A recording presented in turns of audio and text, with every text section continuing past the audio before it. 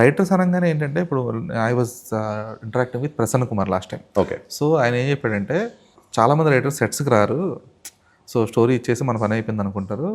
I'm the only one or I'm one of the main one of the person who goes to the sets and నా dialogue కరెక్ట్గా వస్తుందా, నేను రాసుకున్న dialogue నా మాడ్యులేషన్లో వస్తుందా అని చెప్పేసి పరిశీలించే నేను చాలా చాలా నిశ్చితంగా పరిశీలిస్తాను అవన్నీ కూడా అని చెప్పి ఆయన చెప్పాను. సో మీ ఇన్వాల్వ్మెంట్ అలా ఉంటుంది సినిమా మేకింగ్ ప్రాసెస్లో? Right from the first movie, ప్రతి మూవీకి నేను సెట్కి వెళ్తాను. Okay. All the days of shoot I'll be there in the post production. Like an AD, I'll be working entire cinema.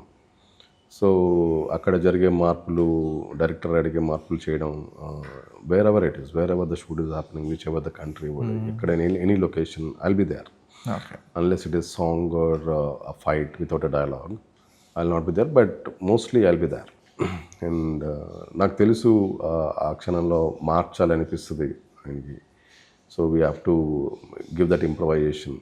So I'll be there until cinema releases, final day వరకు mixing, dubbing అన్నీ చూసుకుంటాం.